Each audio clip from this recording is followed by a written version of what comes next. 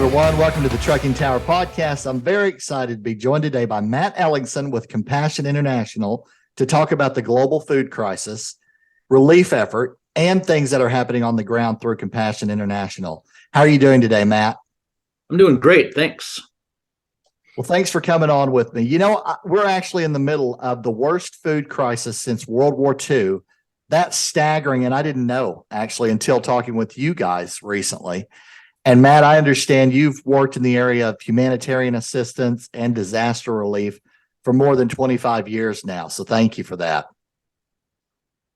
Yeah, it's been a ride, that's for sure. And it's been an honor to meet so many amazing people along the way. Absolutely. So what inspired you to get involved in humanitarian assistance and disaster relief? I love that question, and because it allows me to kind of go back to the beginning. And sometimes when days are tough and things don't go right, you have to go back to the beginning and remember why it started. But it really started for me. I was very fortunate. My parents were teachers at a boarding school in South America, in Peru, and okay. I was a teenager. You know, I was 13, 14. 15 sort of age. Right. And I was just a normal kid. I'm from, the Pacific Northwest of the United States, and everything was new and exciting, and I love adventure. And then there was this moment I really remember where, we didn't have the word for it back then, but this sense of why, Lord, was I born into such an easy life? I think we call it privilege now. Right. Why in the world? There was nothing to deserve or anything. And I was friends with these kids from the community there that, from the community, as well as just observing like what poverty is. And when that sort of sunk in, it didn't change me all of a sudden. I became like this haloed youth, but it certainly grew in me this deep sense of wanting to be a part of something good in a sad, bad situation. The notion of being a help is really drawn from that experience. And, over the years, I wasn't articulate about this at all back then, of course. I didn't really know what I wanted to do after high school. But that sense really drove me to where I'm currently today after almost 26 years of working in the humanitarian setting. Wow. So yeah, you kind of lived in it, right? And saw probably a lot of things a lot of people didn't see, Yeah, I'd say that it probably took, maybe I'm normal. I'm pretty average, I figure. But it sort of took that traumatic, extreme poverty. And my biggest concern was nowhere near, going to bed hungry at night, for example. Right. Or not being a parent. Now I'm a parent, knowing that my children are going to bed hungry night after night after night. That kind of pressure will cause all kinds of hard decisions. Oh yeah, absolutely. No doubt. And I also understand Compassion International is planning to spend at least $75 million on the global food crisis within the next year. Can you tell us a little bit more about what is Compassion doing in response to this crisis? Yeah, absolutely. So to start that answer, the World Food Program, the United Nations, proposes or predicts that, almost 128 million people go to bed hungry every night. So last night. Out of that, since 2019, the number of acute hunger, the more severe hunger, has risen from 135 million people to 345 million people over the couple of years. So the situation globally has deteriorated just horrifically in a relatively short period of time. So Compassion's work in this is that Compassion's all, we've been around for decades and decades, working with now more than 2 million youth and children around the world in the areas of all kinds of skills, of education, opportunity, helping equip kids to be successful in their lives and really live and thrive, out their God-given potential. Now, in a world where the pressures of food insecurity, so food insecurity means the inability to access food on a regular basis. Those all of a sudden, the most critical needs of households are different. And when moms and dads, put their kids to bed at night and the kids are hungry night after night, that's the example of when priorities change, right? So Compassion International works with Frontline Church and other partners all over the world. And so when the communities that we are engaged in begin to feel this pressure of hunger and want and start to make those horrible decisions of priority, if maybe one of those horrible decisions might be holding your girl child from school. So girls' education is a big issue, and so one of the ramifications of hunger might be the negative adaptation, which would result to diminishing the opportunities for girls. So our work would be to engage alongside our partners that are all over the world to provide emergency food, whether that's in the form of food like weekly rations or monthly rations. Every situation, every community is unique. So the solutions need to be somewhat unique as well. At least they need to answer the questions that exist in that particular place. But we always try to source the food from the local market or from as close to the local market as possible. We know the power of a functioning marketplace, and there's no sustainability if the market is bypassed, by the injection of, food from outside. So we try our very best to work within the marketplace. But saying that, since 2019, it's the cost of operating in these settings has risen 44%, projected by World Food Program. So these are the contexts that we work in. So we're working in a lot of places all around the world, Africa, Asia, Latin America, Caribbean. And in many of those places, communities are going from a positive development trend, things have been getting better, to the last 3 years, things have reversed and gone the other way. So those are the places Compassion really focuses in on. Right. Absolutely. And my wife and I, we were fortunate to go to Ecuador on a vision trip with Compassion, and we saw firsthand on the ground the child development centers, what's happening, and also learned more about how it really has an effect on the entire community. So it's incredible to see what goes on.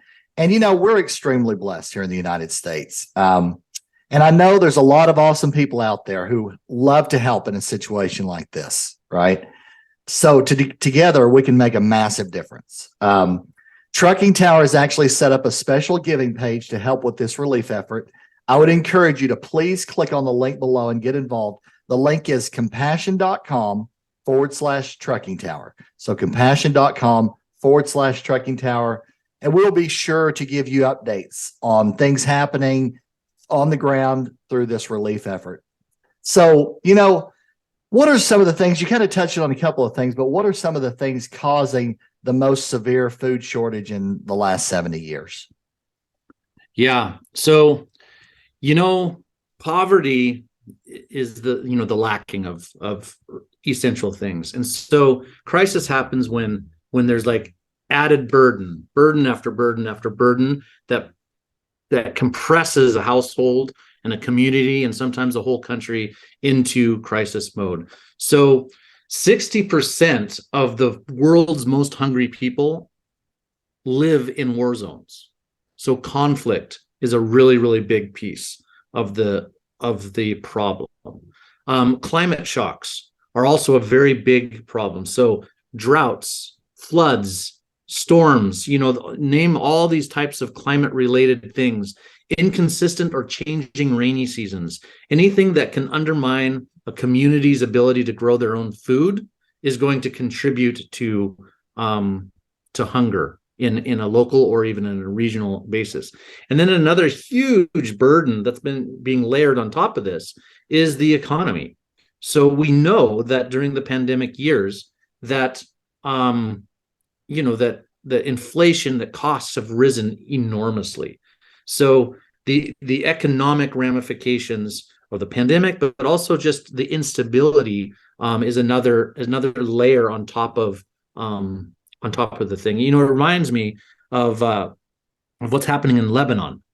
Lebanon is a beautiful country, but their climate and their location, they have to import food, and they had a massive political turmoil coupled with an economic breakdown, and then they had this giant accident, a big explosion down at the Beirut port where the ship exploded, and it put hundreds and hundreds of families like out on the streets just before winter. All of these things combined to create a kind of like a perfect storm. So it was a relatively stable place until all of these things combined on top of it. So that type of dynamic can happen anywhere. It can happen in my community here in the United States. It can happen in South Sudan or Mozambique. I think our vulnerability levels are different, so we're vulnerable to different types of shocks. But it happens to everybody. It can happen. So it's good to be in a position to be a good neighbor. Absolutely. Yeah. So, you mentioned a couple of regions, but I'm curious to know kind of how widespread is this crisis that you're talking about? Yeah, well, it's extraordinarily widespread. So there's chronic food insecurity in sub-Saharan Africa, all the way down on the East Coast, the Indian Ocean side of Africa, down to Mozambique. So Africa certainly is dealing with chronic food insecurity issues. And that's based on like 5 consecutive years of drought in the Horn of Africa, like Kenya, Somalia, that area. So the rains just haven't been coming. So if the rains don't come, the seeds can't be planted, livestock can't be fed or watered. It creates the demand for food to come in from the outside. And then you think about the war in Ukraine. Ukraine is a food exporter.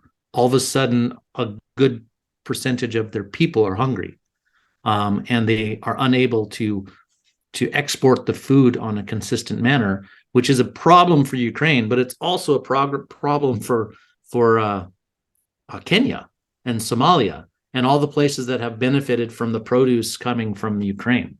Right. There's spectacular statistics about the percentage of food that flows from Russia and Ukraine to the most food insecure places in the world. So that war certainly is a massive complication to the entire system.